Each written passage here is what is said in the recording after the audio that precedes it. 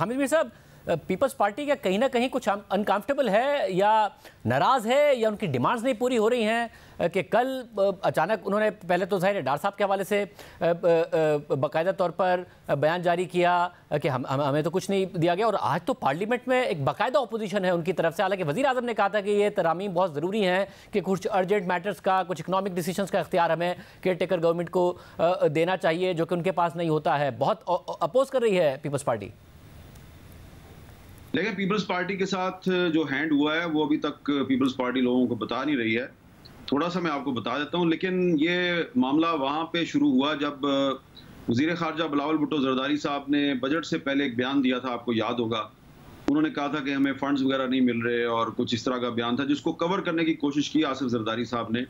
لیکن اس کے بعد جو صورتحال ہے وہ اچانک تبدیل ہوئی، اور صرف میں آپ کو یہ بتا دیتا ہوں کہ آج کی جو ڈیولپمنٹ ہے وہ یہ ہے کہ جو بلوچستان کے وزیر اعلیٰ ہیں عبدالقدوس بزنجو صاحب اور ان کے کچھ قریبی ساتھی، انہوں نے وعدہ کیا تھا کہ یہ الیکشن کے قریب جا کے پیپلز پارٹی میں شمولیت اختیار کر لیں گے. اور قدوس بزنجو صاحب کے بہت سے جو ساتھی ہیں وہ 1.5-2 مہینہ پہلے وہ پیپلز پارٹی میں شامل بھی ہو گئے تھے.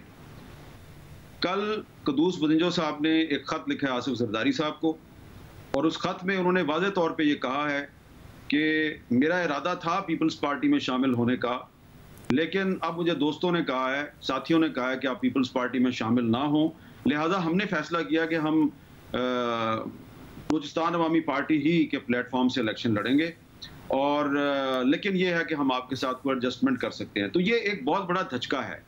اس کی خبر زرداری صاحب کو کچھ دن پہلے مل گئی تھی جب وہ لوگ جو پہلے پیپلز پارٹی میں آئے تھے انہوں نے ان کو میسج دیا کہ جی اب ہم اپنی پارٹی میں واپس جا رہے ہیں.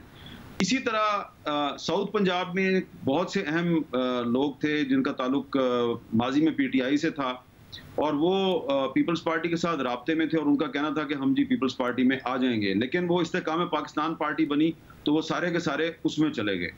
اسی طرح خیبر پختونخوا میں کم از کم 3 لوگوں کے بارے میں مجھے پتہ ہے، 3 ایم پی اے تھے، اور وہ چاہ رہے تھے کہ ہم پیپلز پارٹی میں آ جائیں. ان کی بات چیت بھی ہو گئی، جس آدمی کے ذریعے بات ہوئی اس نے اپنی پارٹی کی قیادت کو بتا بھی دیا، سب معاملات طے ہو گئے. لیکن اچانک پرویز خٹک صاحب کی پارٹی آئی اور وہ پرویز خٹک صاحب کے ساتھ چلے گئے. تو اب یہ دیکھیں کہ 3 صوبوں میں پیپلز پارٹی جو ہے وہ یہ سوچ رہی تھی کہ کچھ سیٹیں اس کے پاس آ جائیں گی. پنجاب والے استحکام پاکستان پارٹی میں چلے گئے، خیبر پختونخوا والے جو ہیں وہ پرویز خٹک کی پارٹی میں چلے گئے، اور جو بی اے پی سے جو پیپلز پارٹی میں آئے تھے وہ واپس بی اے پی میں چلے گئے. اور قدوس بزنجو صاحب کا جو خط ہے جب یہ منظر عام پہ آئے گا تو ایک بہت بڑی بحث شروع ہوگی. تو پیپلز پارٹی کو یہ لگ رہا ہے کہ اس کو ایک دفعہ پھر سندھ تک محدود کرنے کی کوشش کی جا رہی ہے، اور سندھ میں بھی ایک بہت بڑا جو ایک گرینڈ الائنس جو ہے وہ بننے جا رہا ہے، جس میں جی ڈی اے بھی شامل ہوگی. اس میں جی ڈی اے کی جو اہم جماعت ہے فنکشنل لیگ، اس کی قیادت کوشش کر رہی ہے کہ مسلم لیگ نون کے ساتھ بھی ان کا اتحاد ہو جائے، ایم کیو ایم کے ساتھ بھی ان کی بات چیت ہو جائے. تو یہ اگر اتحاد بن جاتا ہے اور اس میں پھر جے یو آئی بھی اگر شامل ہو گئی تو پیپلز پارٹی کے لیے سندھ میں بھی کافی مشکل ہو سکتی ہے. تو پیپلز پارٹی اس لیے انکمفرٹیبل ہے کہ اس کا ایک خیال ہے کہ ہمیں سندھ میں دوبارہ محدود کرنے کی کوشش کی جا رہی ہے. لیکن یہ پہلے ایسی صورتحال نہیں تھی پیپلز پارٹی کے ساتھ. یہ شروع ہوئی ہے جب بلاول صاحب نے ایک بیان دیا تھا وفاقی حکومت کے خلاف. صافی صاحب، تو اس سب میں جو پیپلز پارٹی ہے وہ کس لیے انکمفرٹیبل ہو رہی ہے؟ حامد میر صاحب نے بتایا، مگر افواہیں یہ بھی ہیں کہ جو نگراں سیٹ اپ کا معاملہ ہے، نگراں وزیر اعظم کا معاملہ ہے، اس سے اسٹیبلشمنٹ اور نون لیگ کے درمیان بھی دراڑیں پڑ سکتی ہیں، یا یہ بھی افواہیں ہیں کہ پڑنا شروع ہو گئی ہیں. کیا اطلاعات درست ہیں یا ایسی پاسبلٹی ہے؟ نہیں، جو حامد میر صاحب بتا رہے ہیں تو اس سے تو یہ لگتا ہے کہ جو کچھ ہو رہا ہے اس پہ مسلم لیگ نون خوش ہوگی تو اس کی اسٹیبلشمنٹ سے قدرت تو ہو سکتی ہے لیکن دراڑیں نہیں پڑ سکتی. لیکن دیکھیں، یہ جو جماعتیں تھیں یہ کوئی ایک دوسرے کی حامی جماعتیں تو نہیں تھیں، یہ تو ایک دوسرے کی حریف جماعتیں تھیں.